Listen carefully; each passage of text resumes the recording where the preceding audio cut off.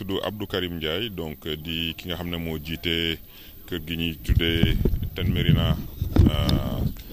Ndaxaar SA muy centrale solaire ba nga xam ne mu ngi nekk ca commune bi ñuy dootantelee Médina Dakhar Ten Médina nag dafa ñi ko ŋànk ñetti structure la FONSIS Eiffage ak Meridiam nga xam ne moom laa teewal donc ñu ngi Médina Dakhar depuis ñaari at ci contrat bu ñu am ak nguuru Sénégal ak kër gi ñuy woowee Sénélec ci contrat d'achat d'énergie bi nga xam ne durée bi ñaar fukki at ak juróom la donc tey li ñu fi indi moo doon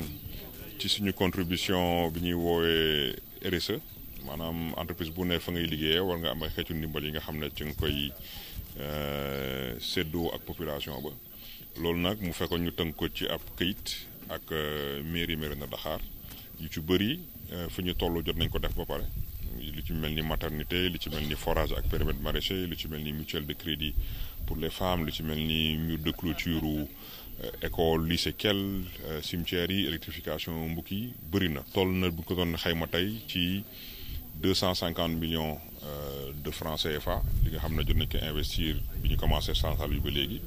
te loolu mu ngi toll juste ci benn attaque genn wàll donc liñ ci investir ci ngir boobu bëri na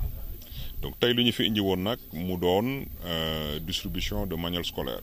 bi ñu defee suñu conseil d'administration bi njëkk fii ci Médina Dakhar parce que ci édition yi passé conseil d'administration yooyu lañu ko doon def Dakar léegi nag président de conseil d'administration bi nga xam ne moom Eiffage de toogal jógee ba Paris ñu ne woon tey doon na baax ñu defee ko Médina Dakhar visité waale site bi waaye tamit saafoon teg population yi ba gis tamit infrastructure yi nga xam ne def nañ ko fa xeetu ndimbal yi nga xam ne def nañ ko fa ñoom ñu mun ko tegal seen bët moo ñu fi ñëwoon tey ñu profité waale ci occasion wu conseil d'administration bi jébbal xeetu ndimbal yi nga xam ne ay xeeti kaye la toll na ci 10 000 ak ay matériel de géométrie ak yooyu yi nga xam ne xeetu ndimbal yi nga xam ne dañ koy tasaare ci école yi nga xam ne moo ŋànk commune bi yëpp dimbali leen ci li ñuy tuddee Ibi Tey Jàng Tey ñu mun ci góorgóorlu sa xam nañ ne jënd fourniture yi ci yenn diwaan yi day nekk lu xaw a diis ci population yi ak waajur yi moo tax ñuy def xeetu ndimbal yooyu. man maay Mamour Syll dëkk Kell di directeur d'école mais aussi maay premier adjoint au maire de Médina Dakhar solo bii daal sant leen moo tax ñu def ko ndax nit bu lay defal da nga koy wax ba nit ñi dégg ko muy centrale bi nekk mbukki ñu koy wax Ten Médina te ñu tuddee ko le professeur Cheikh Anta Diop yal na ko yàlla yërëm ñoom nag dañoo ñëw pour jàppale élèves yi écoles yi di ñu indil ay cahier indil nañu fi daaw ay livres dañu indil ay craie ak matériel didactique yoo xamante ni mënul ñàkk ci école te amuñu ko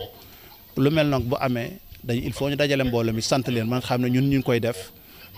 xam nañ ko te duñ ko xóomtoo dañ koy wax ci kaw. indi nañ fi craie blanche bu bari craie de couleur bu bari indi nañ fi ay cahier 200 pages ay cahier 96 pages 48 pages règle plate pour tableau compas pour tableau rapporteur pour tableau yooyu yëpp nag ay kees la kenn mënul xam quantité bi ndax yoruma facture bi fii devant moi mais bari na léegi nag dañ koy séddale entre lycée Kell lycée Médina ak yeneen 30 écoles élémentaires yi nga xamante ni ñoo nekk ci commune bi ndax fondation bi maire joxan na école yëpp assez de matériel maintenant bii nag dafa wax nañ ci faire une part belle au lycée de Médina et au maire de Médina de Kell surtout au lycée de Médina nga xamante ne création la élèves yi dañuy def seconde te amuñu gun benn moyen ñun leen maire ne bu jënd fourniture scolaire di incha allah dina leen jox assez de fourniture ba kenn ku nekk am loolu doyoo jàngal bon te xam nga ni ku ni commune rurale wax commune difficulté bien que sax ren mbay mi baax na ñu ngi sant yàlla bu baax a baax mais nag ba tey parents yi dañoo am ñu néew doole li ñu war na jënd ko war na jënd 10 000 francs ci ay fourniture nga jox ko defal nga ko lu rëy kon boog lii yàlla na continuer at mu nekk yàlla nañ am lu mel ni te muy teel a ñëw mais am na solo lool. waa àddina moom sëñ Babacar boo naxantewul ku fi nekk da ngay am ay jafe-jafe loolu la yàlla bind jamono su fekkee mën nañoo jàppale sunu toilettes yi defaraat ko ak bâtiment bi nga xamante ni toiture bi yàqu na ñu defaraat ko ak leneen photocopieuse bi ñu dimbali pour ñu mën a liggéey ci bu baax ci curriculum bi loolu bu ñu ko defee dañuy gën a sant yàlla rek mais daal bu ñu yokkee daal ñu gën a sant mais li am moom kontaan nañ ci bu baax a baax. Bonjour, c'est Karim Ndiaye, le directeur général de la société TEN Méguéna. L'objet de la visite d'aujourd'hui, c'est un conseil d'administration décentralisé. Donc, depuis la construction de la centrale, tous les conseils d'administration se tenaient jusque-là à Dakar. On a jugé nécessaire, après tous les investissements réalisés au niveau de la centrale et après la première année d'exploitation, de faire un conseil d'administration décentralisé et de profiter de cette occasion pour faire le tour de tous les investissements sociaux qu'on a fait dans le cadre de notre politique RSE, puisque c'était l'opportunité également pour notre président du conseil d'administration qui est basé à Paris de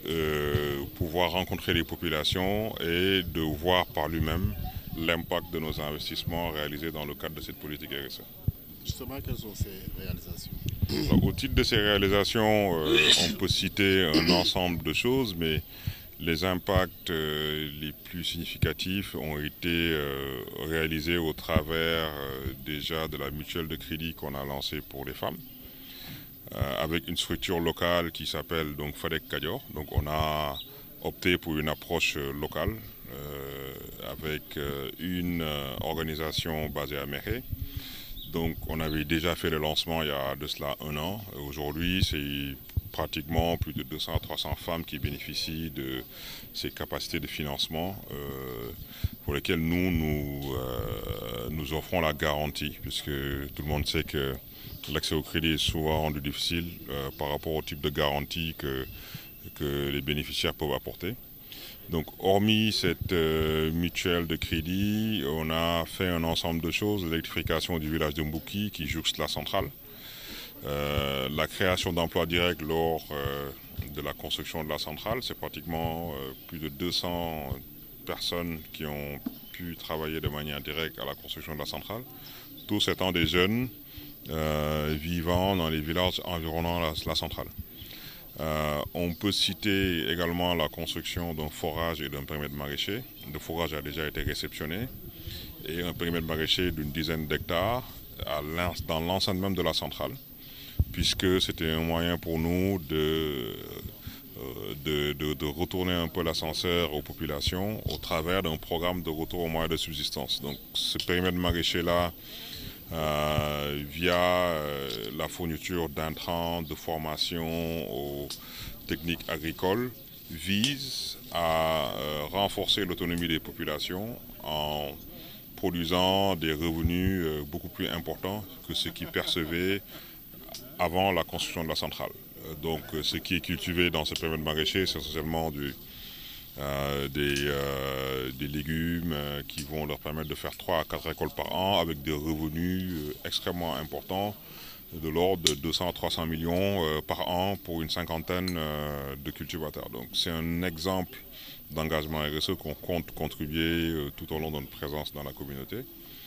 À cela s'ajoutent des initiatives comme la distribution de manuels scolaires qui nous réunit aujourd'hui, puisque l'éducation reste aussi une priorité dans le cadre de notre politique RSE, de la même manière que la santé l'est, puisqu'on vient de réceptionner il y a quelques semaines, quelques mois, la maternité de Méguéna Dakhar entièrement équipée. L'autre jalon qui nous restait, c'est l'éducation. Et donc c'est la 2e année qu'on fait l'exercice, qui est donc une distribution de manuels scolaires qui permet aux populations de la localité de s'inscrire en droite ligne du concept Ibitay Jangatay. Donc entre autres initiatives, c'est ce qu'on fait pour la communauté, et la manière dont c'est géré, c'est qu'on a un comité de sélection des initiatives RSE avec un budget annuel défini et des discussions qui sont faites avec les représentants des populations et la mairie. Et c'est vraiment l'opportunité de remercier le maire qui a vraiment aussi qui s'est impliqué de manière personnelle pour s'assurer que les relations avec les populations se passaient de manière normale, et aussi toutes les populations qui se sont appropriées le projet, et que depuis le début, ça fait maintenant 2 ans, on n'a pas eu le moindre souci au niveau de l'exploitation de la centrale, et c'est grâce entre autres aux populations et on essaie, tant qu'on peut, de leur retourner l'ascenseur au travers de notre politique RSE. Et quelle est la composition un peu de la dotation Alors la dotation d'aujourd'hui, c'est un complément de ce qui a déjà été fait l'année dernière. L'année dernière, c'était plutôt une liste de manuels scolaires, donc de livres qui étaient au programme. Donc ça vient un peu d'une liste de besoins des différents établissements scolaires. Donc cette année, ce qui a été fait, c'est plutôt un lot de cahiers, de matériel, de géométrie, de stylos, etc. On parle d'un lot de 10 000 cahiers à peu près et d'une centaine de crayons, de manuels, d'autres types de manuels scolaires, qui vient aussi en complément de ce que l'État a déjà fait. Le préfet l'a rappelé tout à l'heure, il y a déjà eu une dotation de la part des structures de l'État, donc nous on vient en complément aux différentes structures et établissements scolaires de la commune de Mérina Dakhar. Dans le cadre de notre politique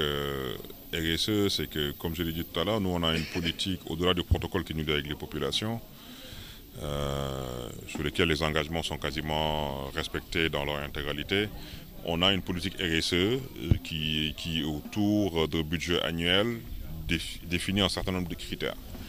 Autrement dit, dans notre politique RSE, on ne va pas financer des initiatives individuelles de X, Y. On regarde d'abord l'impact sur la communauté et on essaie de viser un certain nombre de secteurs comme l'éducation, la santé, l'autonomie, l'autonomisation des femmes par exemple. Et c'est dans ce cadre-là que chaque année on définit une enveloppe